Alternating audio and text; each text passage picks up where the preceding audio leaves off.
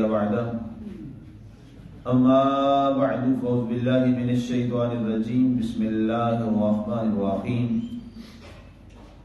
ألم نجعل له عينين ولسانا وشفتين وهديناه النجدين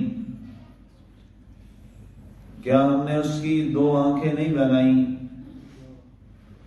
اور زبان اور دو ہونٹ اور ہم نے اس کی رہنمائی کی بھلائی اور برائی کے دونوں راستوں کی۔ سامعین، آج ہماری سورہ البلد کی آیت مبارکہ نمبر 10 تک کی تلاوت و ترجمہ کا شرف نصیب ہوا۔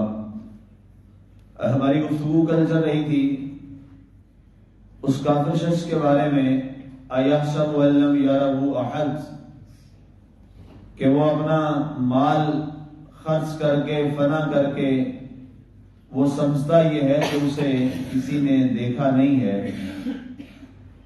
اس کے بعد رب ذوالجلال نے ارشاد فرمایا أَلَمْ نَجْعَل لَّهُ عَيْنَيْنِ، کیا وہ یہ شخص دیکھتا نہیں کہ ہم نے اسے دو آنکھیں عطا فرمائی ہیں۔ اب یہاں پر اللہ تعالیٰ نے اپنی نعمتوں کا ذکر کیا۔ اللہ تعالیٰ نے جو نعمتیں ہر ایک انسان کو عطا فرمائی ہیں ان میں سے آنکھ جو ہے یہ اللہ تعالیٰ کی بہت بڑی نعمت ہے۔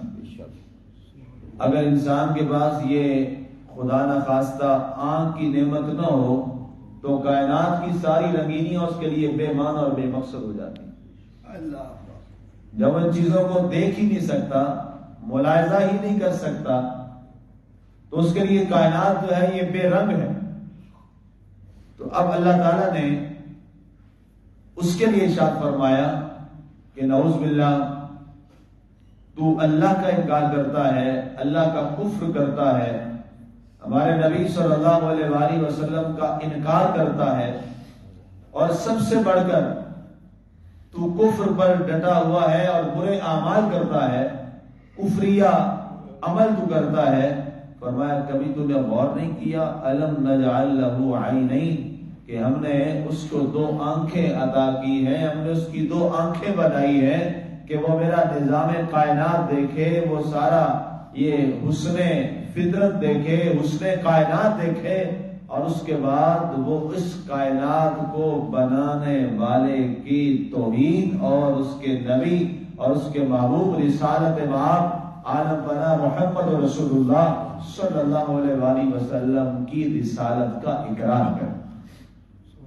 لیکن ایسا نہیں کرتا وہ شخص، اور وہ ایسا نابینا ہوا کہ وہ ہدایت والی چشم سے ہی نابینا ہو گیا، حالانکہ اسے چاہیے یہ تھا کہ اس آنکھ کے ساتھ، ان آنکھوں کے ساتھ اس نے شمس و قمر کو دیکھا، ان آنکھوں کے ساتھ اس نے زمین و آسمان کو دیکھا، ان آنکھوں کے ساتھ اس نے یہاں کی رنگینیوں کو دیکھا، ان آنکھوں کے ساتھ اس نے تمام کائنات کے حسین مناظر کو دیکھا، اور ان تمام چیزوں کو دیکھنے کے بعد وہ یہ اقرار کرتا کہ لا الہ الا اللہ محمد رسول اللہ صلی اللہ علیہ وآلہ وسلم، اور کلمہ توحید و رسالت کو اپنی ذات کے اندر اتار لیتا۔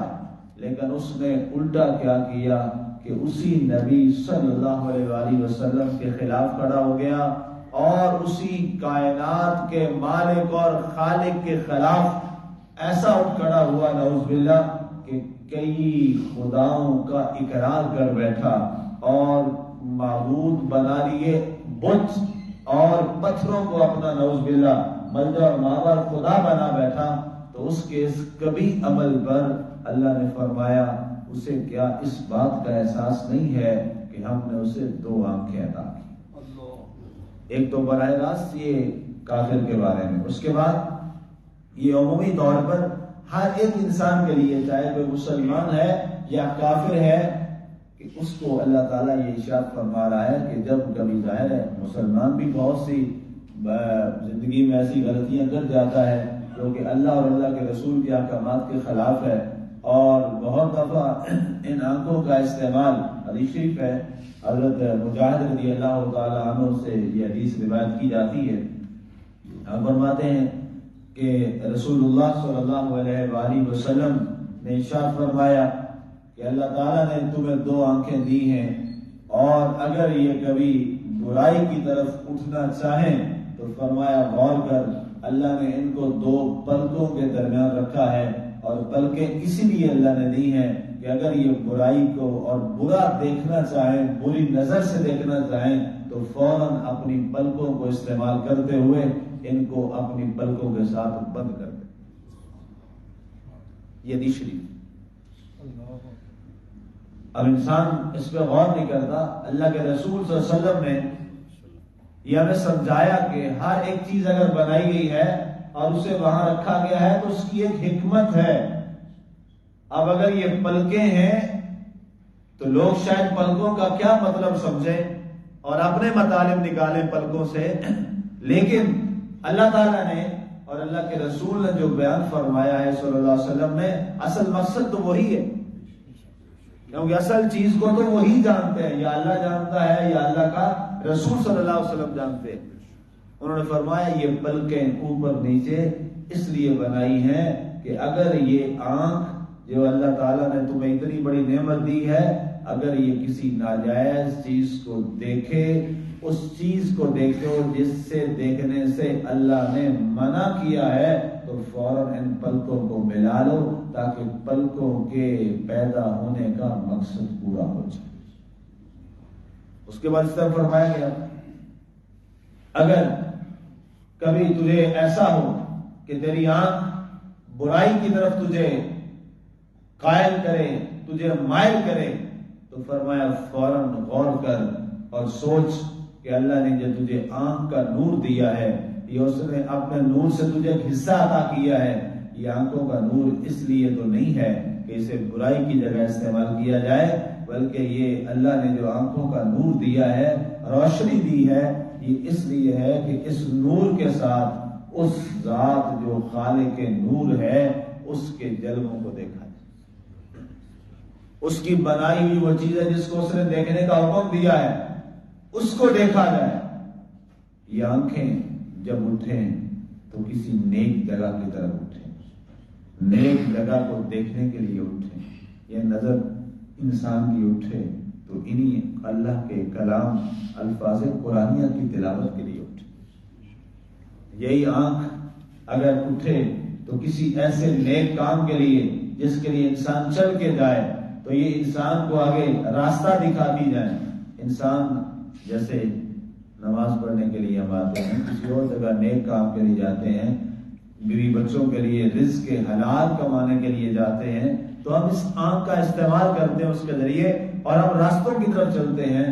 یہ آنکھ کا حق ہے اور یہ آنکھ صحیح جگہ پر استعمال ہو رہی ہے، اور اگر خدا نخواستہ اس آنکھ سے کوئی ایسا کام کیا گیا جو اللہ اور اللہ کے رسول نے منع کیا ہے تو اسی وقت ہم نے عملی طور پر آنکھوں کی تخلیق کا کفر اور انکار کر دیا۔ یہ اللہ کے نبی کی حدیث پاک ہے۔ اس کے بعد فرمایا وَلِسَانًا وَشَفَتَيْنِ، یہ اس کافر کے لیے بھی ہے، ہم سب کے لیے بھی، ہر انسان کے لیے ہے۔ فرمایا ہم نے اسے آنکھیں دی، اس کے بعد فرمایا وَلِسَانًا، ہم نے اس کو زبان بھی عطا فرمائی، وَشَفَتَيْنِ، اور ہم نے اسے 2 ہونٹ بھی عطا فرمائے ہیں۔ اب دوسری نعمت کا ذکر کیا، بڑی نعمت ہے، نعمت عظمیٰ ہے یہ زبان۔ اللہ فرماتا ہے کہ انسان ہم نے تجھے بولنے کے لیے اور اپنا معافی زمین جو تیرے پاس ہے اس کے اظہار کے لیے ہم نے تجھے زبان عطا فرمائی۔ یہ زبان اتنی بڑی نعمت ہے، جس شخص کے پاس زبان کی نعمت نہیں ہے اس سے پوچھو کہ وہ کس قدر پریشان ہے، جو بول نہیں سکتا، اس کو اندازہ ہے کہ یہ زبان اللہ کی کتنی بڑی نعمت ہے۔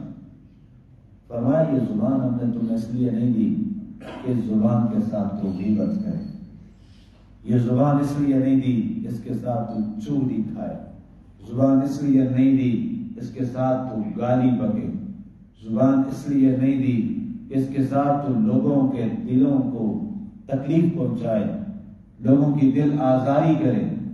یہ زبان ہم نے تمہیں اس لیے نہیں دی کہ یہ ناجائز اور گالم گلوچ کے لیے استعمال ہو، یہ زبان اس لیے نہیں دی ہے، بلکہ زبان اس لیے دی ہے کہ اس زبان سے تو اللہ کی حمد و ثنا ہے۔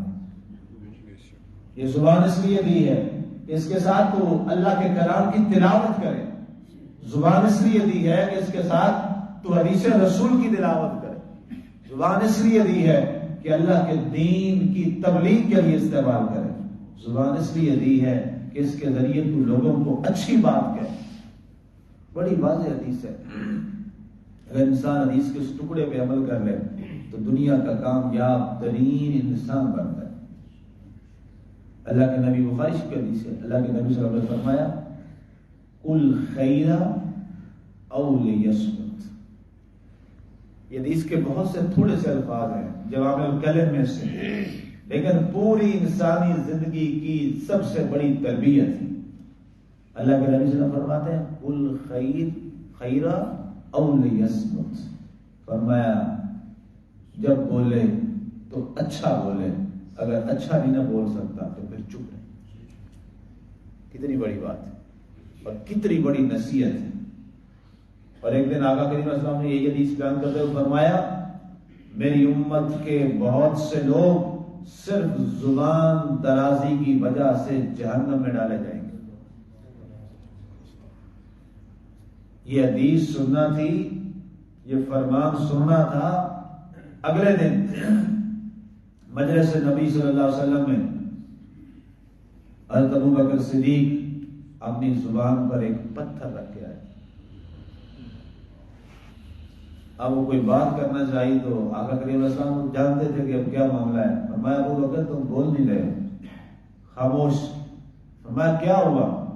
کچھ بولنا چاہا تو بولنے سے پہلے وہ پتھر منہ سے نکالا اور پھر عرض کیا نبی صلی اللہ علیہ وسلم سے۔ آقا کریم علیہ السلام نے فرمایا ابو بکر تم پتھر رکھ کے آگے زبان پہ اتنی اذیت اور تکلیف؟ کہا آقا کل سے جب آپ کا فرمان سنا ہے نا کہ میری امت کی بڑی تعداد اس زبان کی وجہ سے جہنم میں ہوگی، آقا بہت ڈر گیا ہوں، اب تو اس پہ پتھر رکھ لیا ہے کہ نہ پتھر باہر نکلے گا نہ یہ بولے، بولنا بھی چاہے گی تو نہیں بولے گا۔ اب آپ غور کیجیے، حضرت ابو بکر صدیق رضی اللہ تعالیٰ عنہ جن کی زبان سے تو نکلتا ہی خیر تھا، جن کی زبان سے تو نکلتی ہی نیکی تھی، اچھائی تھی، لیکن وہ اس قدر ڈر گئے۔ اور آج تعجب ہے کہ آج کا مسلمان اس کی زبان کینچی کی طرح کاٹے جا رہی ہے اور وہ خاموشی نہیں، اور پھر بھی وہ اپنا کہتا ہے میں جنت کا وارث اور مالک۔ اس کو حضرت ابو بکر صدیق رضی اللہ تعالی عنہ کا کردار دیکھنا چاہیے کہ آپ نے کیا عمل اختیار فرمایا کہ زبان پر پتھر رکھے۔ اور ایک حدیث شریف ہے بخاری شریف کی، اللہ کے نبی صلی اللہ علیہ وسلم نے فرمایا جو شخص اپنی زبان سے لوگوں کے دلوں کو تکلیف دیتا ہے تو ہمارا قیامت والے دن آگ کی کینچی سے اس کی زبان دراز کر کے کاٹی جائے گی۔ یہ بخاری شریف کی حدیث ہے۔ تو اس لیے زبانوں کے معاملے میں اللہ سے بہت ڈریے، اللہ سے بہت ڈریے اس زبان کے معاملے میں۔ یہ کوئی قصے کہانیاں یا الف لیلا کی میں کہانیاں نہیں سنا رہا، یہ میں آپ کو قرآن اور حدیث سنا رہا اور ایک ایک حوالے کے ساتھ سنا رہا۔ اللہ فرماتا ہے ہم نے اس کو زبان دی وشفتین، اور ہم نے اس کو دو ہونٹ بھی دیے۔ اب یہ ہونٹ کیا ہے؟ اگر ہونٹ نہ ہو تو جو آپ بولتے ہیں وہ آپ بول نہیں سکتے۔ تمام ہماری جو ہمارا قرآن پڑھنے کا جو ایک فن ہے اسے بولتے ہیں علم التجوید، قرات۔ یہ پورا فن ہے قرآن کو کیسے پڑھنا ہے، قرآن کا پروننسیشن کیسے کرنا ہے، اس کی ادائیگی کیسے کرنی ہے۔ تو یہ سارے مخارج کا جو تعلق ہے وہ آگے دانتوں سے اور ہونٹوں سے بنتا ہے۔ ہونٹوں سے ہم قرآن کی ترتیب بناتے ہیں، قرآن کے الفاظ کی ادائیگی کرتے ہیں پورے طور پہ، اور لفظ کی ادائیگی ساری کہاں سے ہو رہی ہے؟ ہونٹ سے ہو. تو فرمایا تمہارے لفظ بے ہنگم ہو جاتے, تم جو بولنا چاہتے ہو وہ تم بول نہ سکتے اگر یہ ہونٹ نہ ہوتے. اے انسان غور کر, ہم نے تجھے ہونٹ عطا فرمائے تاکہ جو تو بولنا چاہتا ہے اس کو اسی ترتیب میں لا کے ادا کر. یہ اللہ کی اتنی بڑی نعمت ہے. اور انہی دانتوں کو اگر خدا نہ خواستہ کسی کے یہ ہونٹ کاٹ دیے یا ہونٹ نہ ہو تو اس کی کیسی شکل ہے. لیکن اللہ تعالیٰ نے کس خوبصورت انداز سے انسان کی حسن و جمال کو باکمال کر دیا یہ دو ہونٹ لگا کے. شفتین, اور یہاں لکھا گیا کہ یہ دانت اور زبان ان کے اندر رکھی اور اس کے باہر اس کا پردہ کیا اور جبڑوں کے درمیان زبان کو رکھا. فرمایا یہ جبڑے ہم نے اس لیے دیے ہیں کہ یہ بے لگام نہ چلے, یہ بے لگام نہ چلے. یہ جبڑوں میں اس لیے رکھا, دو جبڑوں کے درمیان. اتنی سخت جگہ ہے جہاں اس نرم چیز کو رکھا ہے اللہ نے. ہلکا سا بے ترتیب ہو جائے تو کٹ نہیں جاتی. فرمایا یہ اس لیے کہ تمہاری زبان سب سے زیادہ محتاط ہو کے استعمال. اللہ اکبر. وہدیناہ النجدین, اور ہم نے تمہیں دونوں راستے دکھا دیے. ہدیناہ النجدین, ہم نے تمہارے لیے دونوں راستے رکھ دیے ہیں, دونوں راستوں کی وضاحت کر دی ہے. نیکی کا راستہ بھی اور برائی کا راستہ بھی. اب آپ کہیں گے اللہ نے ہمیں کیسے بتا دیا؟ اب میں یہ بتا رہا ہوں آپ کو, نیکی اور برائی کا راستہ الگ الگ کر کے بتا رہا ہوں, تو یہ اللہ ہی تو بتا رہا ہے, میں تھوڑا بتا رہا ہوں. میں تو درمیان میں ایک ذریعہ ہوں, ایک آلہ کار ہوں. اصل تو ظاہر ہے یہ پیغام کس کا ہے؟ اللہ کا ہے, اور وہی بلوا رہا ہے. اگر اللہ تعالیٰ نہ چاہے تو کیا میں بول سکتا ہوں؟ نہیں بول سکتا. اللہ نہ چاہے تو نماز کے بعد پڑھا کے دعا کر کے میں چلا جاؤں, میں نہ ہی بیان کروں, بیٹھوں ہی نہ. تو یہ توفیق کس کی طرف سے ہے؟ اللہ کی طرف سے ہے. تو اب یہ وَهَدَيْنَاهُ النَّجْدَيْنِ, یہ اللہ کی طرف سے ہدایت ہے. اللہ نے سب سے پہلے نبیوں کو بھیجا جو اللہ کا پیغام لے کے آئے. ظاہر آقا کریم صلی اللہ علیہ وسلم کے بعد تو یہ سلسلہ ختم ہو گیا. تو آقا کریم صلی اللہ علیہ وسلم سے پوچھا گیا یا رسول اللہ وسلم آپ تو دنیا سے تشریف لے جائیں گے تو اس کے بعد یہ سلسلہ کیسے چلے گا؟ آپ نے فرمایا العلماء ورثۃ الانبیاء, فرمایا میری امت کے جو علماء ہیں وہی میرے وارث ہیں. میرے والی ذمہ داری میری امت کے علماء ادا کریں. نبی کا وارث بنایا گیا علماء کو, اور وہ آج پوری دنیا میں علماء اس وراثت کو آگے بتا رہے ہیں. اس وراثت اس کے وارث ہیں, نبی کے وارث ہیں, رسول اللہ کے وارث ہیں, اور اللہ نے ہمیں وارث بنایا. اسی لیے دونوں چیزیں ہم بیان کر رہے ہیں.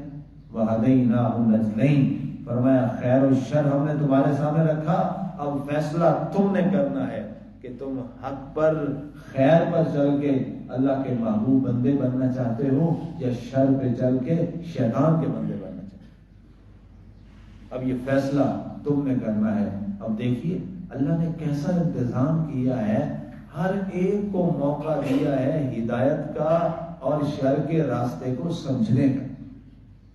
اللہ نے کہ انتظام کیا, اور اگر کوئی سمجھنا چاہے تو سب کے لیے انتظام ہے,